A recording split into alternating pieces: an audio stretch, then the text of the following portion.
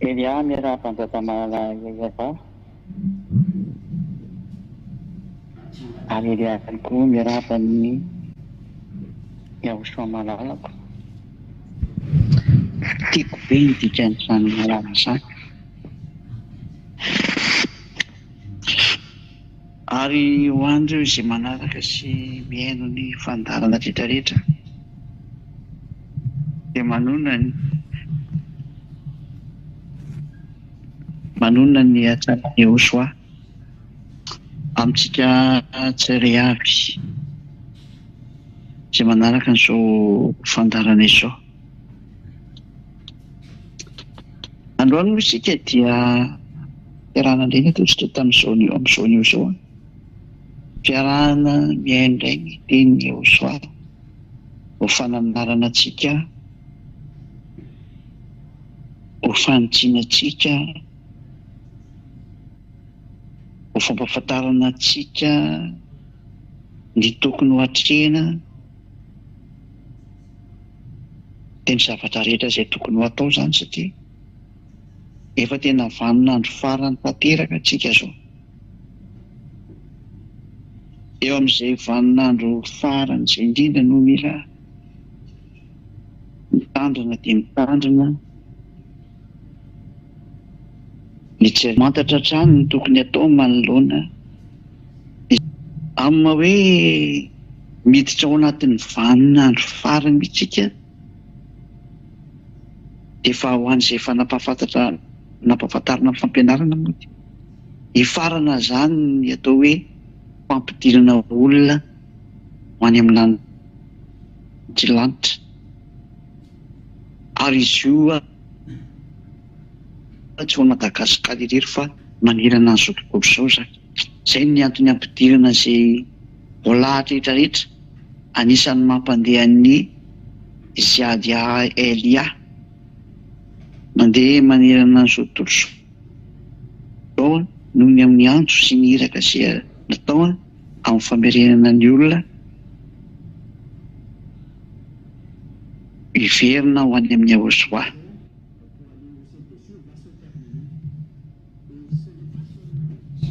Eo amin'izany teny izany no antony ilazana fa mandeha ny fahatanterana ny teny. Fotoana fohy ihany nefa ny fanamanao an'izany, ka tsy dia ho lava be, ka tsy hoe koa ny fohy aminareo olombelona fa fohy amin'ny dadaka avahy, izany hoe efa tena fohy mihitsy ny lezina izany aza, satria efa hiditra ny vanin'andro ny gonga izay efa tsy ela intsony, satria efa eo ary izy efa miandry ny plasiny izy sisa hiditra ny toerana gonga. Zava-marina izany.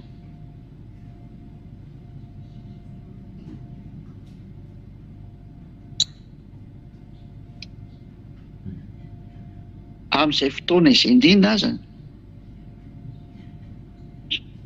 no tsy maintsy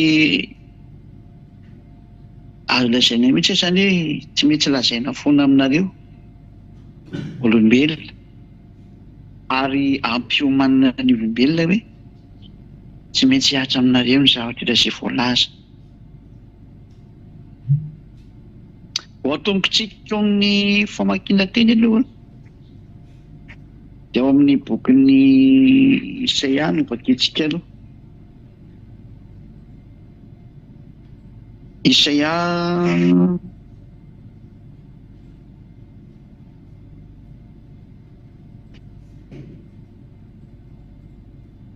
rasika aloha vakiko kely hoe teny zay.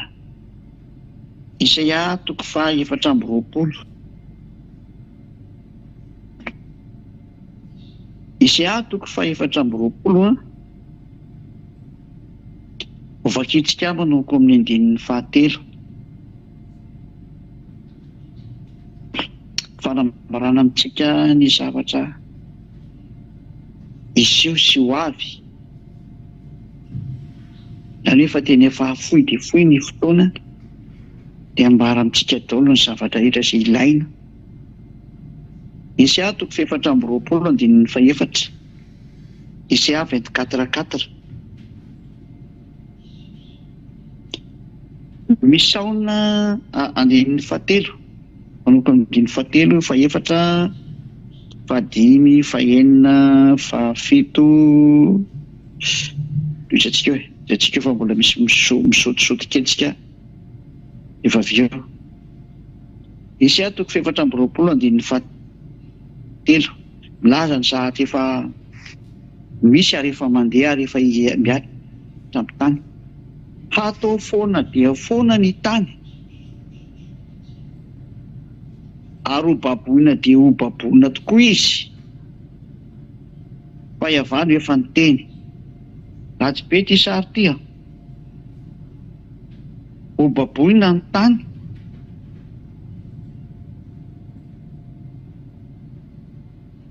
ao ny andininy voalohany, Isia 24:1. Indro iava mahafoana ny tany ka mahalao azy, ary mampioka azy ka manery an'izay mponina ho aminy. Zava-doza anie ty zavatra miseho ty, fa dada iava mihitsy no manao an'le tany polao, ary atao mioka sady ho ahely ny mponina ho aminy. Fa inona loatra e?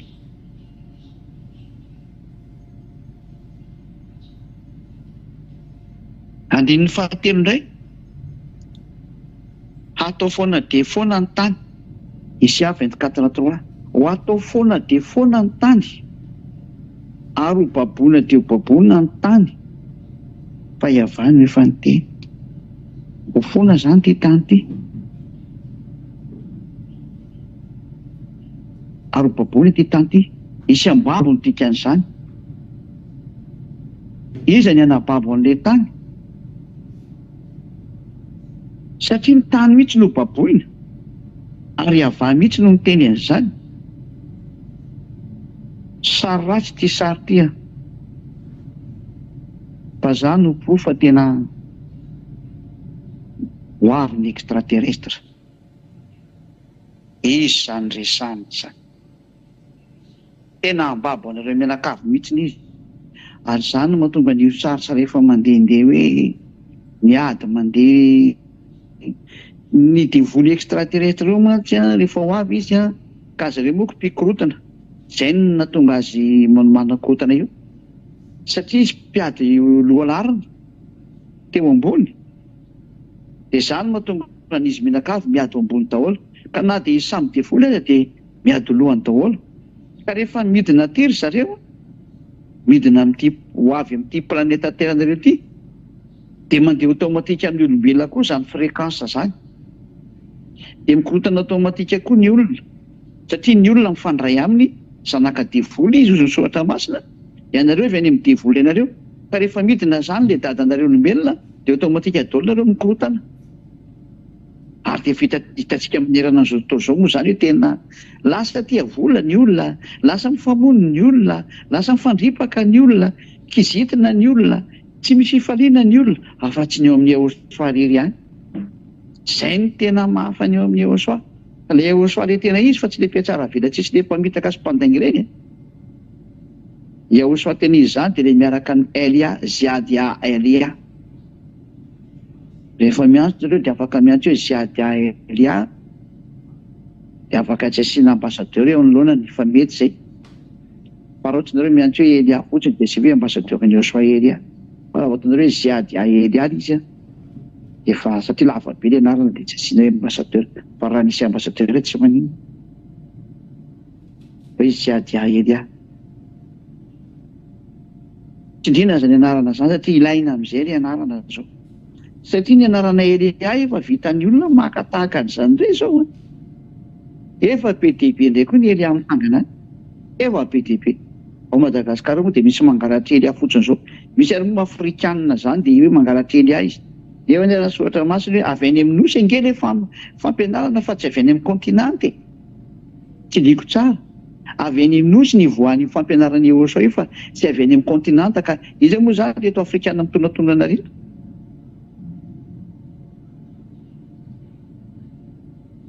zay ka zany de teny mampieritreritra daholo zany hoe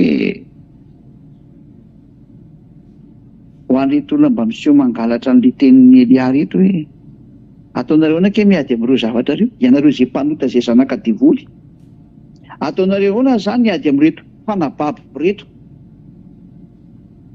mba omeo valy teny kely a, satria ho baboina ny taninareo ka raha ny tany no baboina, zavatra avy any ambony any ake zany ny anababo anareo e, fa tsy nareo saminareo ty any anababo anareo, fa zavatra avy any ivelany zany mamely anareo, ary efa minomboka misehoseho tsy kelikely le sary. Aza moa zao le tsy fantatra mahazo nreto Amerikanina reto hoe zareo ve ny efa mahana ohatrany a de manamboamboatra ny satria efa hafahafa be ny fifandohana antara ny Amerikanina sy ny Rosiana efa hita hoe foraisitra zany ny fifanafisana amin'ireo fierinareo samy ngeza reo de ny otanina sy ny Rosiana zay tsy arisy any Rosiana novinoviana mihitsy de zay ny sary mety mahatonga an'ireo hoe misy sarisarina drone mandehandehibe any Amerika am'izao tsika miteny zao. Ao ny sasany moa milaza hoe drone io izy manam-pahaizana, sasany miteny hoe tsy drone io fa tahaka ny drone satria ohatra ny alehibena tomobile ny alehibe samy manana ny teny drone ny olona am'izao zany, samy manana ny ambara fa na izany tsy zany raha ataontsika hoe drone namboarin'ny Amerikanina miafina zany izy a, atao inona zany izy nanakorontanana ny vahoaka aminao satria mikotana ny vahoaka izy Amerikanina am'izao hoe inona zany ty drone manidina eran'ny-tanana ty fa tsy fantatro inona ny fitondrana mpanjakana Amerikanina avy eo Maison Blanche milaza fa tsy fantatra io, tsy fantatra ny zareo io ary hoe tsy atahorana fa tsy mamono vahoaka de tsy atahorana nefa le vahoaka menimena be ka inona zany ty manidinidina ambony lohana ity.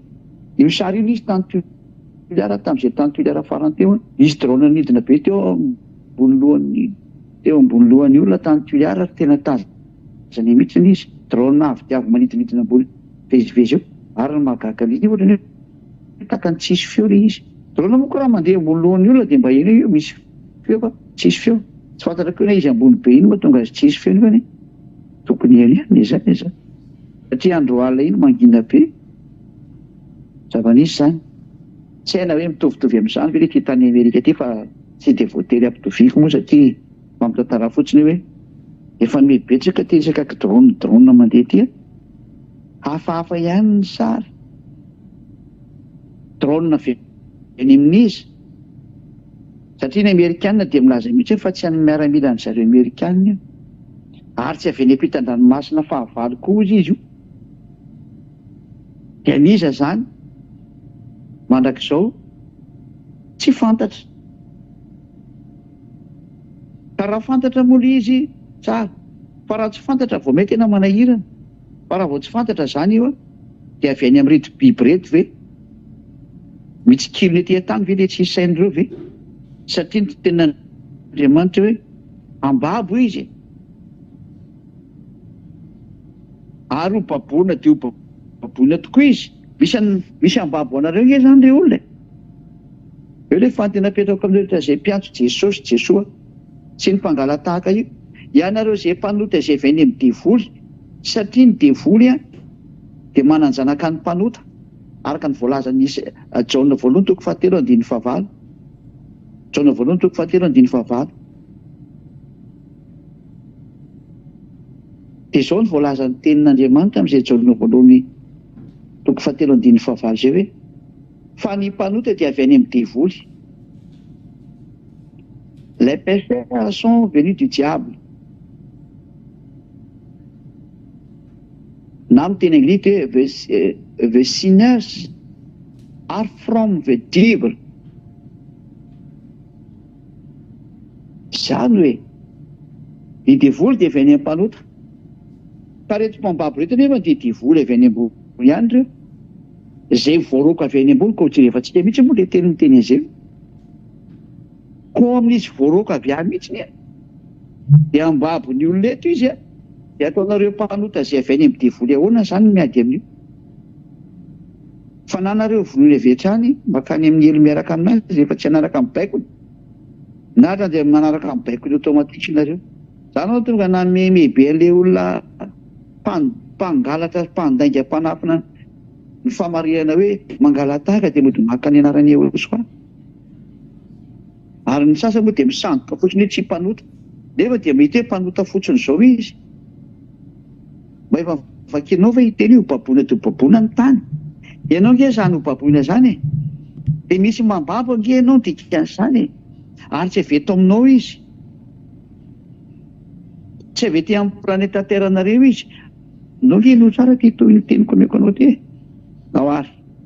Fa tenin'ny ava zany. Misaona sy malazo ary amin'ny tany. Milofika sy malazo ary zao tontolo zao. Izy zao tontolo zao mitsy nge miara-mitomany sy malelo amin'ity sary ty. Milofika sy malazo ary misaona ny tany. Matoa misaona misy loza mahatsiravina io dikan'izany.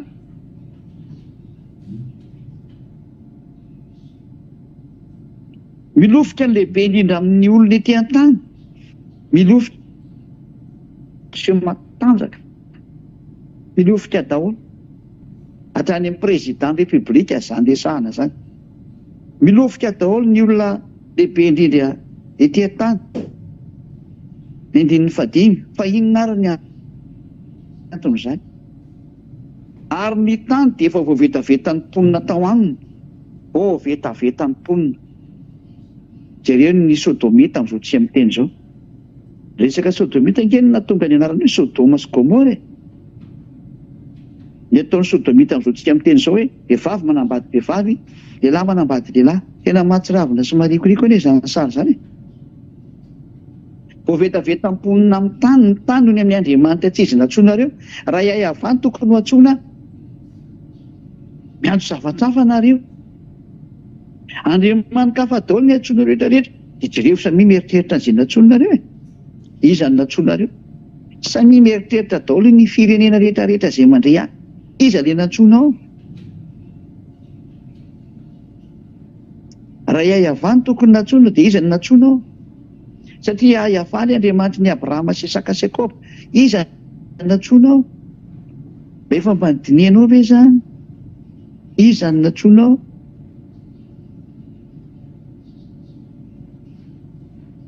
Samy mieritreritra daholo sady manompo tena izay niantso Andriamanitra tsy izy. Fa voavetavetanao ny tany. Dia mika ny lalàna sy nanao tamin'ny didy izy ary nivadika ny fanekena mandrakizay. Ny fanekena mandrakizay dia ny rahan'ny Eosoa. Ity ny rahan'ny fanekena mandrakizay izay latsaka ao anareo famelan-keloka. Eosoa zany resahana izany. Eosoa zany tenenina eto zany. Rahan'ny fanekena mandrakizay. Fanambarana momba ny Eosoa zany. Fantahina mipetraka nandika ny lalànan'izy. Lalànan'ny Eosoa ndikanareo. Araka ny Jaona 12:49-50. Jaona 12:49-50. Koa izay lazaiko izy Eosoa dia lazaiko araka an'izay nandidin'iray koa. Ary fantatro fa fiainana mandrakizay ny didiny. Koa izay lazaiko dia lazaiko araka an'izay nandidiany ahy. Jaona 12:49-50. Ilay didy zany ty nomeny Eosoa ty. Avy any amin'ny dady hafa. Nodikainareo ny didiny Eosoa. Raha fiainana mandrakizay ny fahafantarana ny dada maray hafa. Ilay Andriamanitra Abrahama sy Eosoa. Novainareo anarana hafa ilay izy. Nefa ny indrisy lotonareo ny anarako. Voninahitra tsy omeko ny hafa. Isaia 48:11. Isaia 48:11. Nolotonareo ny anarako. Voninahitra tsy omeko ny hafa. Ny fanovana anarana ty dia tena fandikan-dalàna mahatsiravina tena tsy tiany dada hiavany mihitsy io. Raha hivavaka ihany dia tokony hiavany hivavany satria izy ny Andriamanitra. Indrisy nefa fa zavatra fa daholo nitsoanareo. Tany amin'ny fahatry ny andeny moa dia nisy ovy niseho mihitsy ny tany vao tamin'ny 2 andro angazy. Fahafaly be ny andeny izay nahita an'izany. Satria andro fankalazany zareo an'ilay Andriamanitra tsy iziny koa tamin'io fotoana io. Dia niseho avy any ilay ovy dia faly be riry zareo. Hoe tsy mahafantatra mihitsy ny lety hoe biby eny iny tonga iny dia mifaly amin'io biby io zareo. lera fivoahan'ny ovoniko koa moa zao hoe tsy maintsy mivoaka akory enaka ny teneko tanareo hoe afaka roa taona sy ny 3 taona. Efa lasa aloha zany zay ny 2 taona raha vao tonga herintaona, raha vao tonga ny 4 mars 2025 dia efa lasa zay ny herintaona ny tenenana an'izay. Hiditra amin'ny faharoa taona sy ny 3 taona antsika. Tsy hoe efa mikorotana zao tontolo zao satria efa manidinidina Doliny amin'izay ry tsy sainy ireny. Mba hatanteraka ny tenin'ny ambassadeur-ny USA hoe miomana ny fahita amin'izay nareo ary tsy ho fifaliana ho anareo no mahita an'ireo fa ho fahoriana ho anareo mba hatanteraka ny tony teny tony. Angeny teneniko hoe tsy soa anareo no mahita an'izany tany amin'ny 2003 tany efa nitenenana an'izany.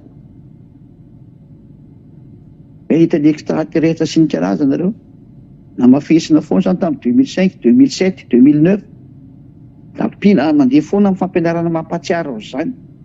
Mandraka androany mandeha foana zany. Fa tonga amin'izay rehefa ny tena fanomezana nareo ny hoe midiny ireo ary tsy maintsy midina dia tsy hevitra. Izay no mahatonga ny hoe tsy misy ady mety mijanona zany tsony ary tsy mahazo mijanona tsony ny adinao ry Osiana. Tonga ny fotoananao tsy maintsy manao ianao ny ataonao. Tsisy mahazo mijanona miady tsony fa vao maiza ampitomboina ny ady manerana an'izao tontolo izao mba hatanteraka ny teny izay efa voalaza hita rehetra ho voninahitra dada Iavasy Joshua hoe teny izy mianaka tsy maintsy tanterahana. Zay nivadika ny fanekena mandrakizay izy. Ny fanekena moa dia hoe ny rahan'ny fanekena dia araka ny bokin'ny Matthieu. Zay afaka itsika izy Matthieu zay Matthieu 24 na misy aiza misy iny.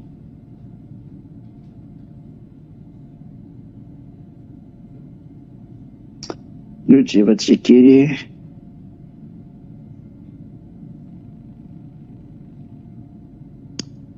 24 misy iny hoe fane aso aloha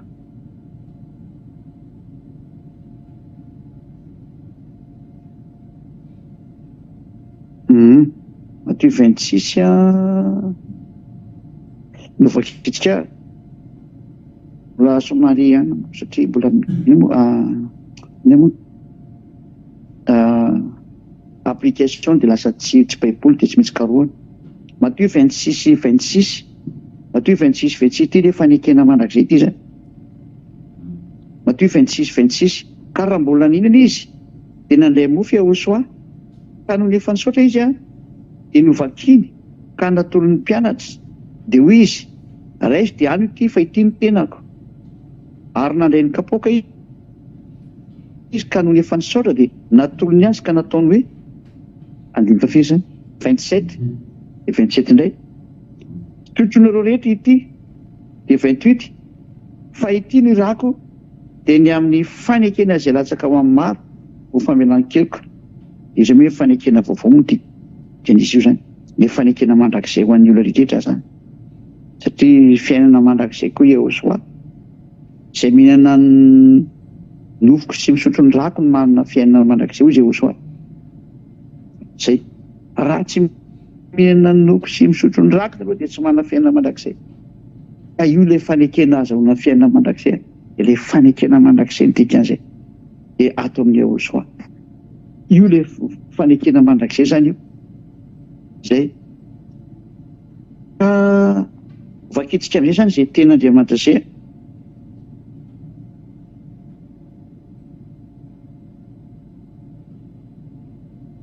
Fetsika vakina amin'izay nina moa ilay tary amin'ny Isia 24 teo satria vitantsika tsy ilay fanekena dia fanekena ny Joshua. Isia 24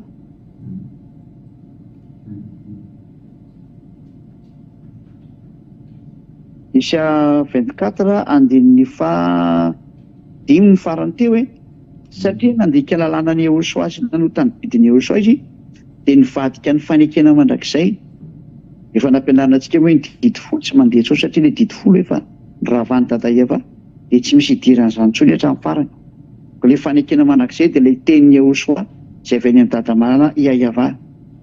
Zay ary noho izany dia ozona no mandevona ny tany, ozona no mandroa ny taninareo zany ary ny mponinao dia ho valiana noho ny elony Hitanao amin'izay zany fandalarana ny Yehosoa mihitsy ty mandeha zao ty.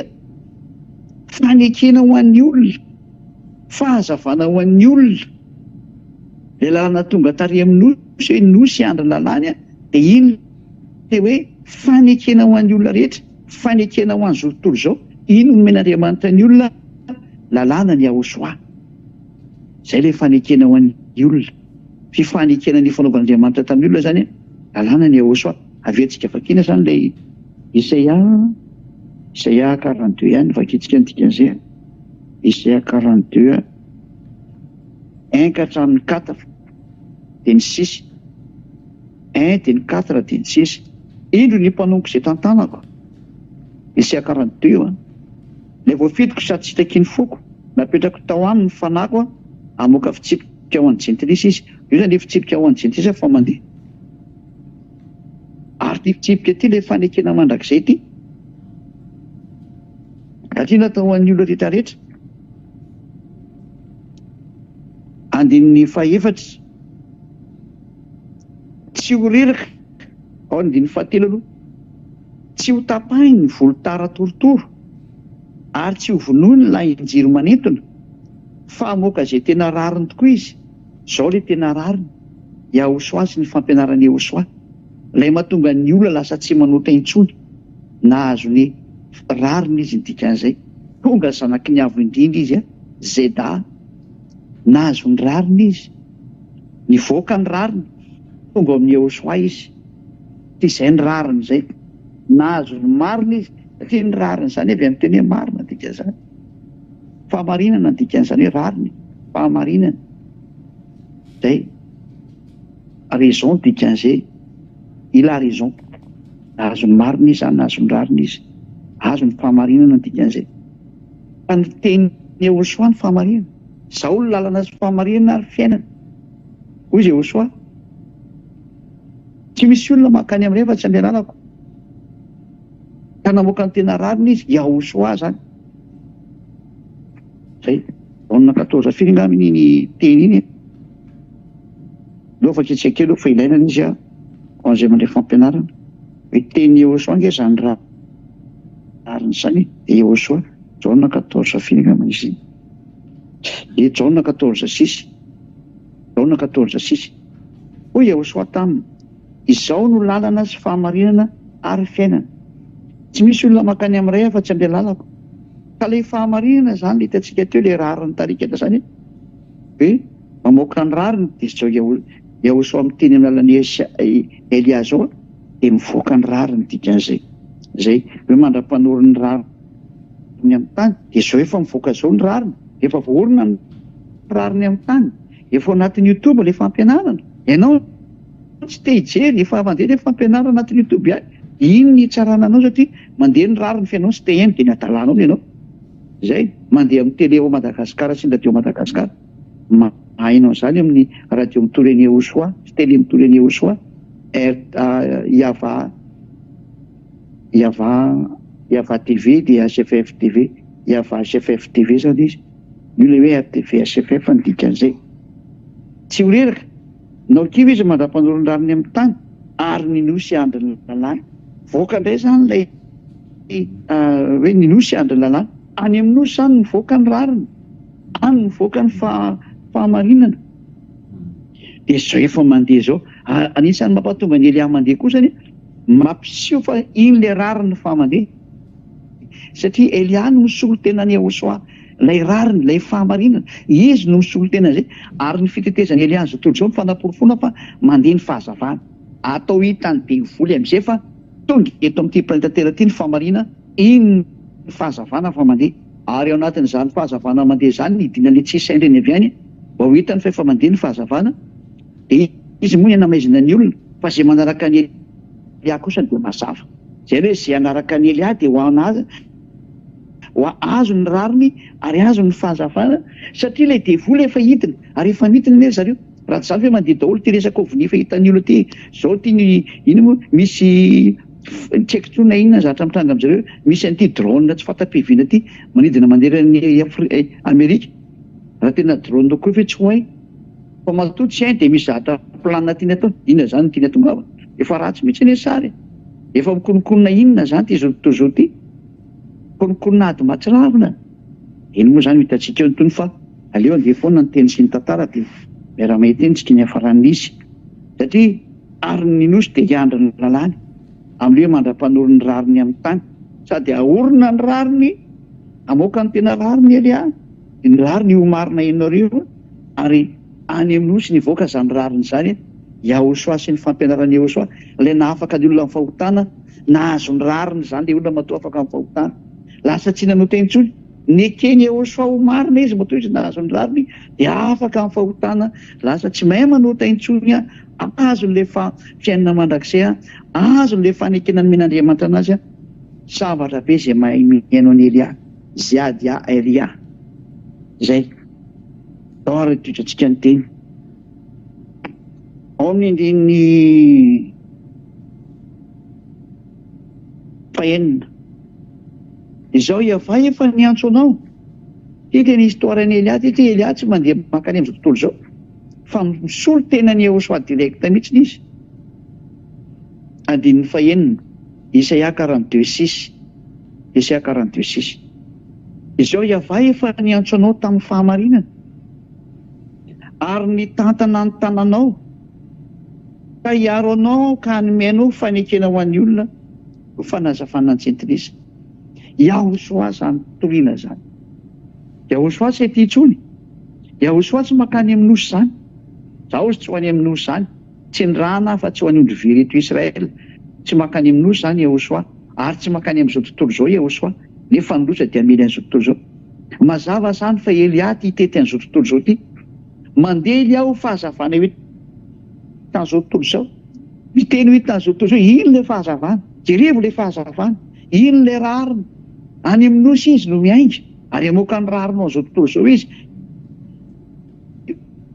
Efa natao mihitsy tsy adresinareo an'io, mahay izy miaino izay voalahatra ho any amin'ny rariny, ho any amin'ny fahamarinana, mahay izy nareo miaino. Atao hitanareo le fahazavana le tsy fantatrinareo hatramin'izay, fa Yahosoa tsy mba naseho fahazavana izy ho hitan'izao tontolo izao fa atao Israela reny izy, fa zao anjaran'ny Elia no mampiseho ny fahazavanany. Ny fandehanan'ny Elia fotsiny dia fanditika fa teo le fahazavana. Dia tsy hiteny izy Elia tsy hanao iny Elia, fa rehefa nandalo fotsiny Elia dia fahazavana zay tonga teo. Anjaranao ny miaino sy manaraka ny teny, zay anao tonga ny asan'ny dada Iava ny mampiditra ny olona, asan'ny Yahosoa ny mampiditra ny olona, fa asan'ny Elia kosa ny mandeha milaza hoe io ny fahazavana fa mandeha izy mitety an'izao tontolo izao ny fahazavana. Atao hitan'izao tontolo izao ny fahazavana, fahalalana ihany koa zany, lalàna tsy maintsy atao zany.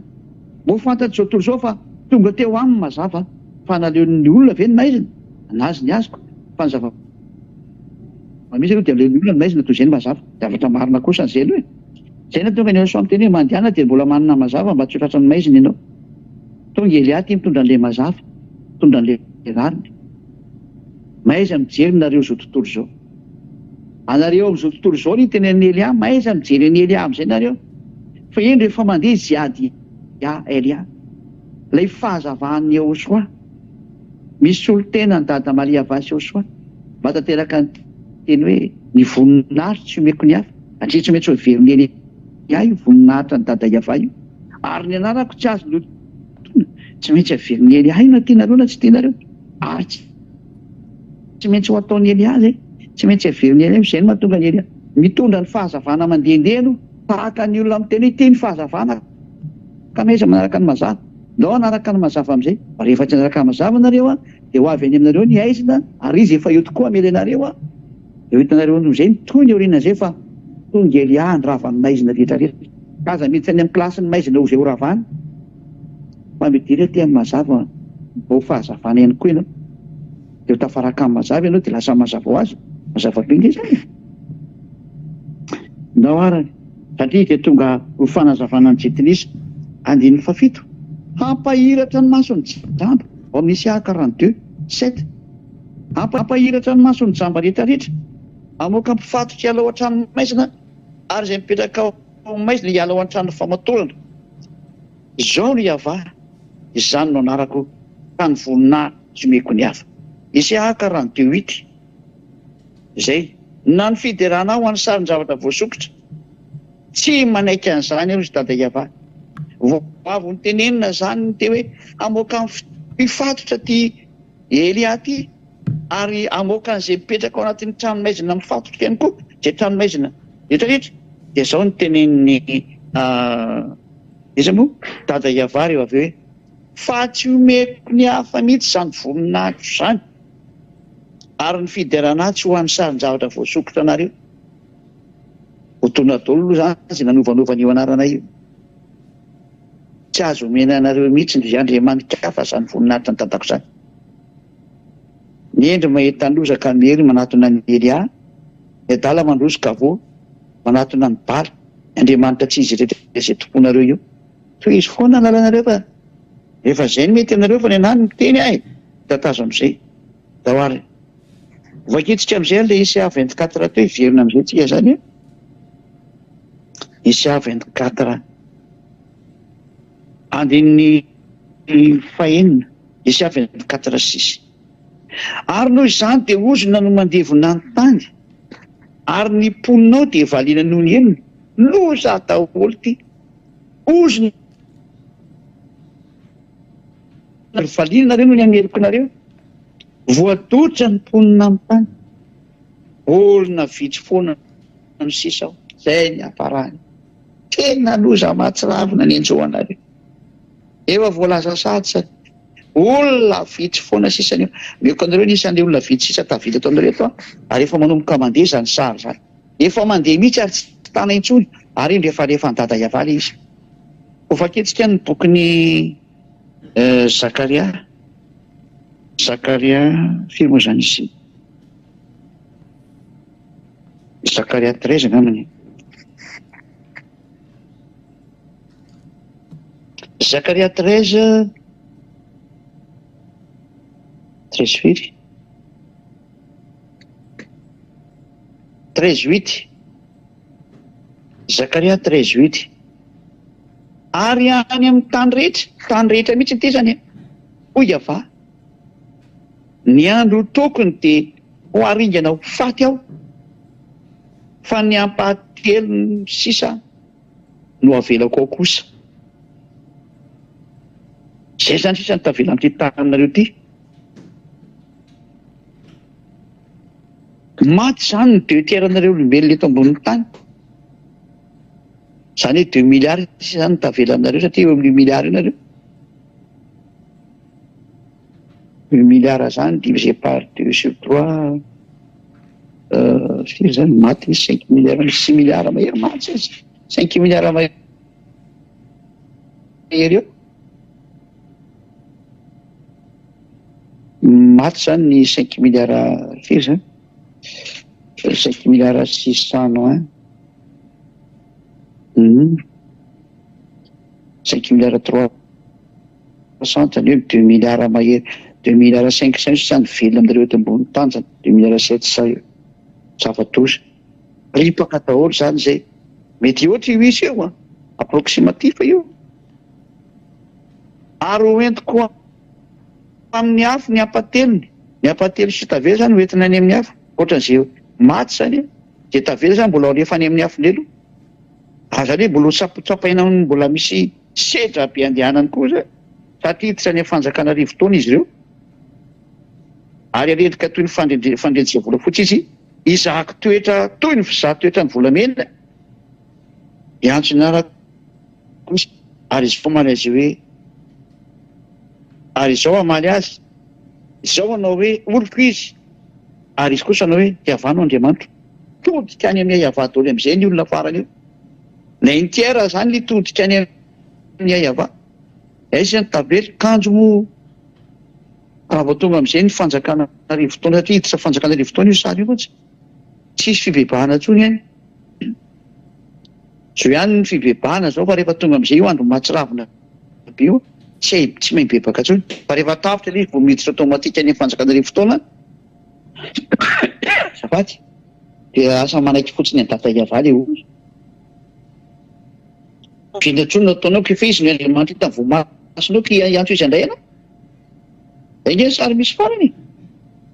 Dao tsy aloha hiverina rikatra amin'ny isa ihany fa de loza mahatsiravina meanareo moa tantaraiko ty de azany tena hoe ianao koa rangara iteny loza zay raha na ny raha nanako satria maintsy mitenina ny raha nanako inandrerana atao koana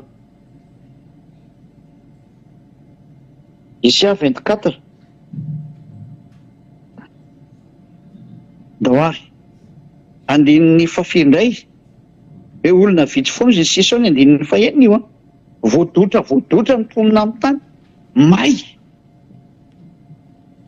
ao ny ampedin'ireo devoly reo ampediny samy izy daholy miady aman-trano ny olona ao ny tena may dorany le tsisy saina midin'ireo satria fréquence mahatsiravina neny metindreo avy any zany mahatonga le hoe tena ay fréquence mahatsiravina entin'le devoly misy ny bomba atomika nefa ny olona misy fa nefa le fréquence entindreo le tena grave be mihitsy mahatonga an'le olona hoe tena mahatsiravina mihitsy anapiterana ny nofo nohony amin'ny radiation zay andeha zany rezako aminareo hoe ratsy ane ny sary alefandreo ovni mandeha hoe extraterrestre ngeny ao anatin'ireo hoe biby aneny ao hoe grand gris mahatsiravina be ngeny ao anatin'ireo hoe afa le grand gris tanareo reny tsy mbola reny ho an'izay nahita grand gris petit gris tsy mbola reny ny tena grand gris mbola misy karazany hafa mihitsy fa tena fara zay tena mahatsiravina biby mahatsiravina mihitsy zany zay ny tena akaiky an'lone zay samy tonga sainy de mbola misy ny fotoana miverina amin'ny dada iava zay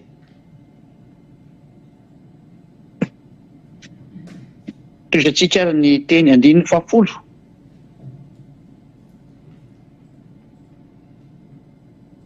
fafolo rava ny tanàna be fikorontanana tena ravatra ny tanàna be fikorontanana nefa aiza moa tanàna tsisy fikorontanana zao mirindrina ny trano rehetra ka tsy azo idiran'olona midy daholo ny trano rehetrarehetra amin'izay satria tena mikorotana tena tsisy ohatr'izany tsony ny tany misy fitarainana divay eny an-tsaha de gagitsika hoe any an-tsaha zany misy mitaraina divay mbola misy mitady mamo ve dikan'izany de gagitsika tafalentika toy ny masoandro ny fifaliana rehetrarehetra tena milentika mihitsy ny zay tahaka an'ireny masoandro mody reny lentika ohatran'ny masoandro mody reny ny fifaliana eto ambonin'ny tany tsisy tsony ny fifaliana petraka aminareo tokoa mihiny ina moa zao mba fifalianareo eto ny fifalianareo olombelona dia afa tsy mijangajanga mangalatra sotro toka hokarongony de manao ny adalany amin'ny badeny zao tonga zao ny 25 décembre tena fetiny demony eny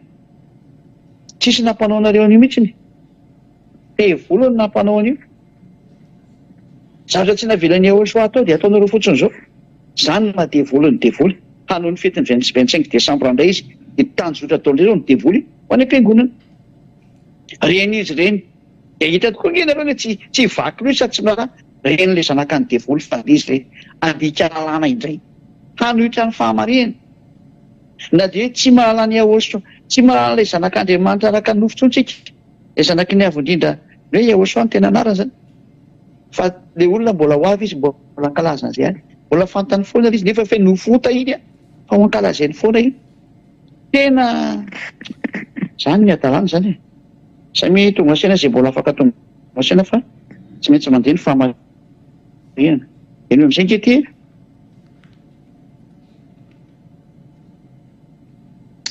Isia 24 ny jevatsika amin'izay ifadika ho azoko ty zavatra ty foana Isia 24 Isia 24 rava ny tanàna be fikorontanana mirindrina ny trano rehetra ka tsy azo idiran'ny olona misy fitarainana divay ny an-tsaha tafaletika toy ny masoandro ny fifany rehetra voaroka ny faravoravoan'ny tany tena ny roany dada iavaha mihitsy ny faravoravoana ny tany tsisy tsony miditra aminareo zany teny rehetra zany le olombelona miditra zany teny zany efa tafiditra aminareo daholo zany teny zany tsy misy ninazo ny tenainareo koa ny amin'ity tany ity izy ara-mangidy ny mahazo an'le tany eny amin'ny adamanareo fahafoanana ihany no sisa ao an-tanàna satria raha va sady motsamotsana ny vavahady zava-dosa foana mihitsy ny ao an-tanàna izy tena foana fahafoanana fongotra mihitsiny raha va somontsana hatrany amin'ny vavahady mihitsiny zava-doza ty le olona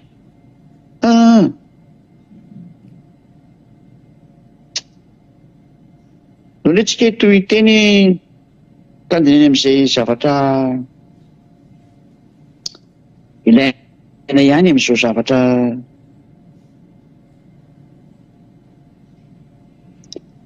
raha misy zava-doza resana amintsika mantsy dolo jevatsika indraiky ty valo ambin'ny folo ty valo ambin'ny folo ndray sy ny sivy ambin'ny folo manomboka eto indray tsika ary zay mandositra noho ny fandrenesana ny tahotra de latsaka ny andavaka tsy misy androfiranao tsony iny ary zay mandositra noho ny fandrenesana ny tahotra satria tena atahotra mety zao tontolo zao ny amin'ny zahatra hitranga ty fa ny zahatra hitanareo mbola sy mampatahotra andreo fa tena isy amin'izay ny ampatahotra anareo matahotra daholo zao tontolo zao ndonga na teny hoe aiza ny androfiranareo n'izany zavatra zany fa miaraka amin'ny Elia ihany de ziady Elia irery ihany zay ihany tsy mba ho taitra amin'izany zay na tonga na teny hoe aty amiko anie ny lakile fa tsy ny raharahinareo mihitsy le izy ry olombelona manerana zao tontolo zao ho any amin'ny lanitra ny lanitra mandrenesa ny tenin'ny Elia nareo ziady Elia mandrenesa ny tenin'ny Elia nareo Elia ilay fahazavana n'le mpaneho soa antsoantso anareo satria ho avy eo aminareo ny aizina tena mampitomany sy mampidradradratra anareo eny mbola tsy hitomany sy hidradradratra anareo manatona ny Elia faingana ianareo rehetrarehetra manatona faingana ny Elia nareo efa iny efa hitanareo amin'ny sary iny hamonjy anareo ny diany Elia ampahafantatra anareo ny marina amerina ny voninahitry ny dadako Yahva Andriamanitra Abraham Andriamanitra atao amin'ny Israely izay nilavina mitory ny fahamarinana vitan'ny dada Yahva tany alalan'ny fitiavany Yehosoa izay nekeny ny fandefasana izay ity hanavitra anareo olombelona meteza anaraka ny Yehosoa amizay le maty teo amin'ny hazo fijaliana hamonjy ianao nanaiky hamonjy ny fanahinao tonga Elia mivavy olombelona n'izany fahamarinana n'izany misy olo tena ny dada Maria Yahva sy Yehosoa hamonjy anareo natao olona izy mba hitondra ny teny aminareo mahaiza manaraka anazy tonga Elia hamonjy anareo mitondra anareo any amin'ny Yahva malalako sy Yehosoa endry mahita tanlozaka merina tana mandrosika avao ary zay milatsaka ary zay miakatra avy eo anatin'ny lavaka dia voan'ny fandritra fa inona mihitsy ty teny ty zay mandositra dia latsaka ny andala ary zay miakatra avy eo anatin'ny lavaka dia voan'ny fandritra fa misy inony fa misy varavarana mivoany amin'ny avo zay tonga ny andro famaliana indro efa nisokatra le izy efa nisokatra ny lanitry ny lanitra efa nandeha ny mpamaly efa nandeha ny mpamaly fa tsy hoe voandeha ny mpamaly efa nandeha ny mpamaly efa nandeha ny mpandringana andringana n'ity tany ity efa niainga zareo efa lasa zareo efa manao ny asany zareo indrisy ry tany mampalelo ny fiafaranao fa olona nanimba anao dia zao ianao lasa voaozona ho any amin'ny ho any amin'ny farimy rehetra avy sy ny solofary mampalelo ianao saingytsika moa zay atao fa zay ny tian'le olombelona dia ndana valio izy dana valio izy dana mamaly daholona ny rivotra dana mamaly daholona ny vovoka dana mamaly daholona ny tany ny any ambanin'ny tany eo ambonin'ny tany samy mamaly daholo fa nomena fahefana amaly nareo satria tonga ny andro anao potena anareo dia ndana mamaly zava-doza misy varavarana mivoany amin'ny avo fanao inony vokatra n'izany varavarana mivoavy eny amin'ny lantilanitra zany dia miorooro ara-ny fanorenan'ny tany miorooro daholo amin'izay ny fixation taninareo zay nampiorenana ty taninareo ty miozongozona daholo amin'izay satria misy mitazona ty taninareo ty ary zay mitazona azy zay mihitsy ny hoengotana sy esorina io. So tena daholo ny zatra amin'ny supporter ty tanareo ty, ary efa mandeha ny mpandrava an'izany, mpanala sy mpanongotra an'izany, efa lasa zareo. Efa mandeha ny fanongotana an'ity tanareo ty. Dia ny mampendaka anareo any amin'ny univers hafa, satria nareo mantsy mifandray amin'ny univers hafa ary tany fa tsy anareo zany. Dia ongotana daholo zany zatra mampifandray anareo zany. Indrisy ry tany, tonga ny famaranana ny tantarana. Zany mahatonga hoe miororo ny fanorenan'ny tany. Satria ilay mampiazona anao mihitsy ny tapaka tanteraka mihitsy.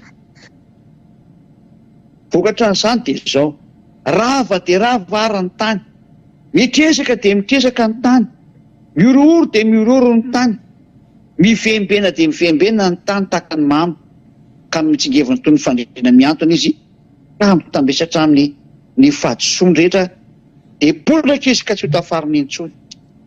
Ay. Vonongotana amin'izay ty fanorenan'ny tanareo ty, dia raha avy automatika ny tanareo ry olombelona. Mandeha daholo zany zavatra zany amin'izao ry tenenan'ny Eliazo. Efa mandeha, tena mandeha, ary miazakazaka ny fanongotana ny fanorenana ny tanareo.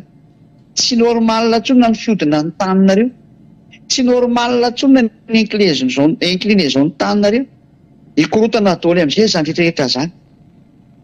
Ahita dia ahita ny masonareo, tena tsy hitanareo intsony izy atao fa ho tonga aminareo hoe hivembena ny tany, tsy hainareo intsony hoe aiza zany ty toerana misy aty fa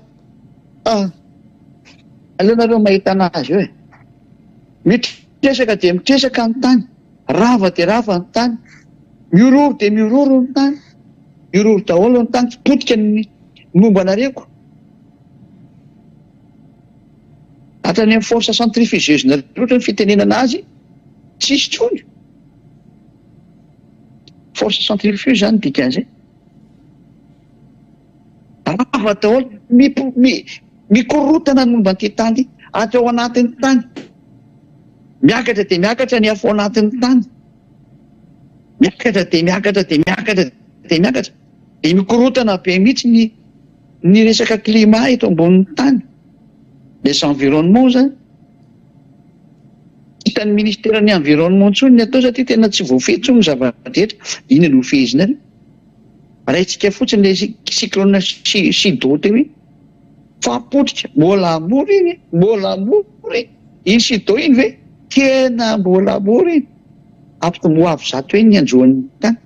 Hamelanareo daholo any rivotra, vovoka, aretina, mosary, olana maro samihafa, biby any anaty ala, amelanareo daholo. Indrisy ry tany, zava-doza ny miandry ianao. Ravana dia ravana ny momba anao rehetrarehetra mihitsy. Hatrany amin'ilay mihazona anao mihitsy ny potehana, ary efa mandesa ny fanapotehana zany amin'izao tenenan'ny Eliazo. Amin'izao fotoana tenenan'ny Eliazo, ongotana tolotolo mitazona anao ry tany. Tena atao mivembena ianao ary hita zany ianao ry olombelona. Fa tena ho mamy ianao eo ambony eo, satria le tany mihitsy ny aza ny mamy, tsy misy mitazona anazy tsony. Le sorona daholo ny momba anao ry tany. Mivembena tahaka ny fandriana miantona marina ianao. Loza ny manjo anao ry tany dia ry olombelona eo ambony. Indesy mampare. Mivembena dia mivembena tahaka ny mamy ary ny tany ka mitsingevana toy ny fandriana miantona izy, satria mitambesatra amin'ny fahadisoany. Nanaovanao any dada Iavazo sy Ahosoa. Ny nanaovanao any dada Iavazo sy Ahosoa, niantso Andriamanitra ianao, niantso izay tsy tokony antsony ianao. Raha nampiantranao ialiana ambanianao, nefa dia ny fotsitsofonao mihitsy hoe lasa tsy mahay manota intsony izay miaraka amin'ny Elia, fa tena mitsindra rahinao na ambanianao no heverinao fa tsy misy akoriny zany. Dia ho hitanao ny fahamalian'ny tany, ny fahamalian'ny vovoka, ny fahamalian'ny rivotra, ny fahamalian'ny eo ambanin'ny tany, ny fahamalian'ny zavatra rehetrarehetra eo ambonin'ny tany. Fa na ny biby aza amely anao ry tany, ry olona amely anao daholo zany rehetrarehetra zany. Indrisy. Fa inona marina ny antony nasokafana an'ilay hoe novoahana ny ina moa? Fa misy varavarana amin'ny voa be any amin'ny avo. Fa nisina no nivoahana izy io, indroarany toy. Andeha ny faraika amby roapolo. ary am'izany Isaia 24:20 ary am'izany dia any an-danitra no hamaliny avy any an-tokony lanitra ary etỳ tany kosa ny mpanjakany tany. Zay ary am'izany dia any an-danitra no hamaliny avy any an-tokony lanitra. Efa mandeha ny fahamalinany tany an-danitra. Raha tsy izany ho vahana tao zao rehetra zao. Ary navela hiazakazaka etỳ amin'ny tany izy satria tonga ny andro hamaliny. Ny an-tokony lanitra dia miraraka avy any ambony hamely ny tany ary ny etỳ tany kosa dia ny mpanjaka ny tany. Fantaina mipetraka amintsika zany fa misy tsina ny ambony any. Angeva ankehitrika ny dikan'izy io amin'ny teny frantsay. Isaia 24:21. Angeva ankehitrika.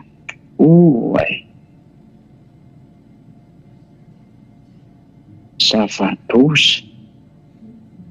Ce jour-là, le Seigneur agira là-haut contre l'armée des étoiles et ici-bas contre les rois de la terre. Avy any ambony dada Yahva mamely miaramila amin'io étoile reo. Fa izy moa miaramila ny amin'ny lanitra ao anatin'io étoile io raha tsy ireo devoly satana reo. Any angery zareo no mipetraka e. Efa voaroaka avy any zareo. Efa voaroaka izy ka midiny etỳ ambany dikan'izay mitsoaka maka etỳ amin'ny tany izy. Ary ny mpanjaka ny tany koa dia ompitehany dada Yahva. Zay ny voalaza. Iomany ianareo zany.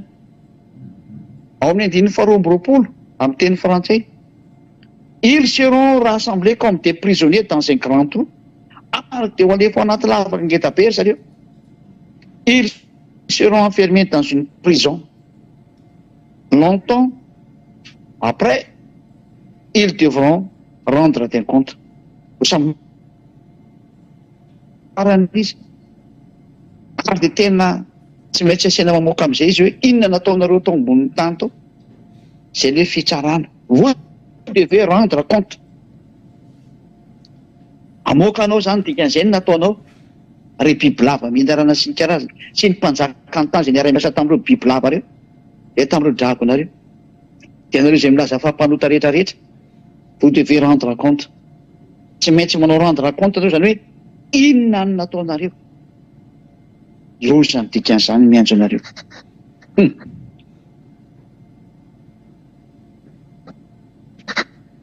Tao aketrika indray ilay teny malagasy teo fa vita loza an'izay.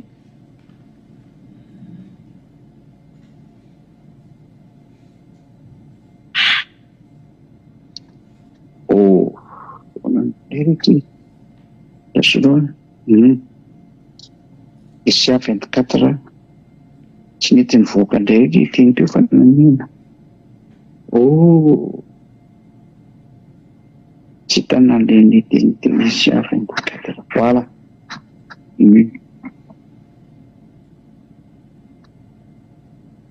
Isaia 24:21 tsika zao.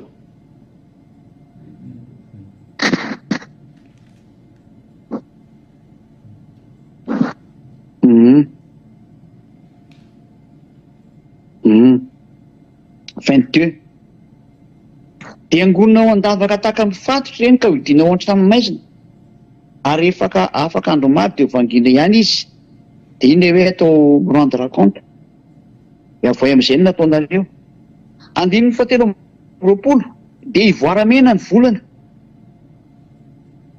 Zany ilay volana tena ivoaramena amin'izay ko sady efa mikorotana taona ny zava-tetrako.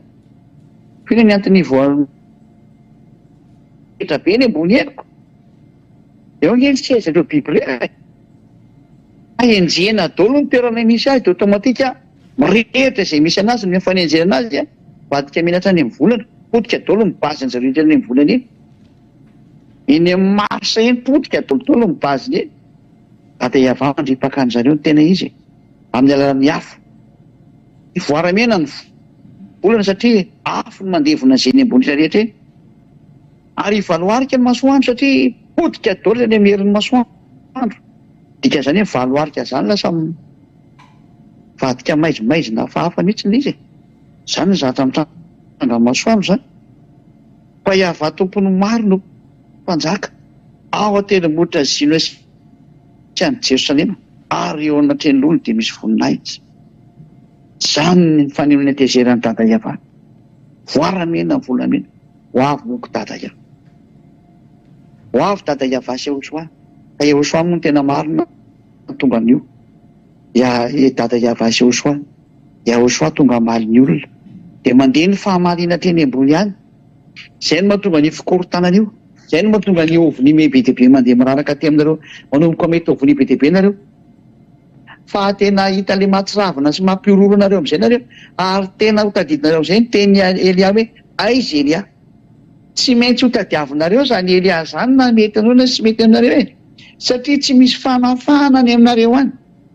Ny fanafana sy ny fanavotana aty am-pilatanan'ny Elia. Izay ny dikan'io lakile eo amin'io tele hitanareo na ao amin'ny internet na izy. Aty am-pilatanan'ny Elia ny lakile. Rehefa te ho avitra ianao manatona ny Elia dia mbola misy ny fotoana. Ho an'ny zao tontolo izao zany teny zany. Ho an'ny hafa firenena rehetra akoatran'ny. Satria za tsy mitodika makany Israela fa ihany ny efa azo alivaroany. Za tsy teny amin'ny malagasy hoe akoatran'ny malagasy ohatran'ny mampalahelo ihany izay tokony mbola vonjena fa izay vonjena rehetra ny hafa firenena akoatran'ny Israelianina dia manatona ny Elia. Efa niteny io. Iny anie ho heninareo zany teny zany. Angatahako mafy dada Iava sy Jehosoa mpandehanareo an'izao teny izao. Dia mba hampahitanareo ny fampianarana io. Miendry mahita andosa ka mieriny adala mandosika vola. Maiza miaina izao fampianarana izao. Fa izao ny famonjena anareo. Ny farana hatreo ny teny koa. Rary sonareo tahinao soa. Ho amin'ny fitohizan'ny fampianarana manaraka indray. Amin'izao tsika rivavaka isotra ny dada Iava marana. Izao soa marana amin'izany teny izany. Vavakantsika. Dada Iava nambarany Elia ny teny. Mba tanteraka ny tenina hoe tsy manao na inona Iava tompony maro. Raha tsy efa milaza ny heviny amin'ny mpaminany mpanompony izy. Fa tsy mpaminany ihany ny Elianao. Fa tena zanako malalanao ny ranao avy any amin'ny lanitra lanitra. Anatanteraka ny fahamariny rehetra amin'ity planeta Terre ity. Mba ho fantany tokoa fa izaho ny ranao. Dia ho asehonao azy ny fahamarinana izany teny rehetra zany. Ho voninahitra ny ranao masina izany dada Iava. Fa ny endry tokoa mahita ny loza dia mihery an-dosotra izy hanatona ny Elia. Satria amin'ny alalan'ny fanatonana ny Elia dia tonga soa mantsarainy aminao izy dada Iava. Jehosoa satria izany ranao. Izay mahita ny loza dia an-dosotra izy anatona. Fa ny mpiavinavina kosa dia ho any amin'ny fitsipazana ny amin'ny farimy rehetra mandrakizay. Dada Iava maneho ny voninahitra. Mangataka Elia aminao dada Iava. Sy aminao Jehosoa. Mba irao ny fanahy masina nampaingana ny asako. Hanampy amin'ny fanangonana ny olona efa tongotra miloatra ny fotoana. Tena tsy vitan'ny Elia irery asa tefa. Mangataka ny fanampiana avy any amin'ny lanitra lanitra. Mba ho hafainganina ny zavatra rehetrarehetra. Ary izay voalahatra any amin'ny fiainana mandrakizay ny fanahy izay ho any aminao dada Iava malalo. Dia ataovy miaino an'izao teny Elia zao izy. Ataovy faly izy mandray ny teny Elia. Ataovy miasakasaka daholo izay rehetra ho any amin'ny lanitra lanitra dada Iava malalo. Izay fanahy rehetra hitodika ho any aminao. Izay nantsoinao hiverinao ho any aminao. Ataovy mahita sy mandray an'i Elia daholo ireo. Na dia ny lavitra ny ampitan-dranomasina maro any azy. Fa tena hainao ny manao an'izany ary tsy zavatra sarotra aminao zany ary zany.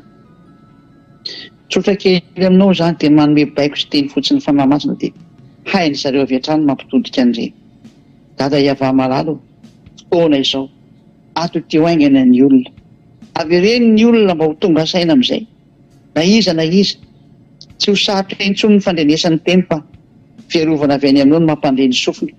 Ary ny hery avy any aminao mampisaina ny sainy. Mahaiza mamantatra fa tena fahamarinana zao entin'ny Elia zao.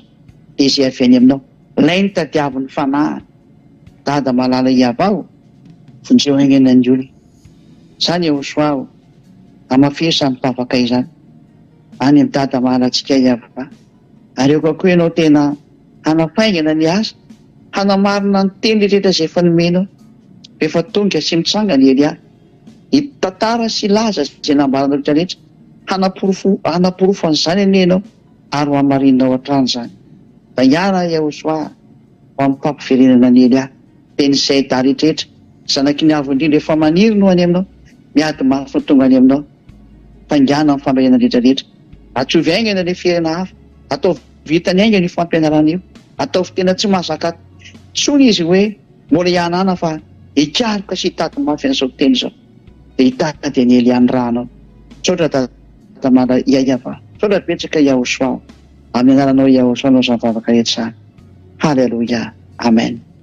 Izay indray ny fiarahantsika tamin'ny Timotea, miraso antsika rehetra samy teny soa ho amin'ny fitohizan'ny fampianarana indray amin'ny zoma de miraso antsika rehetra teny soa daholo mandra-pionandray velomady daholo.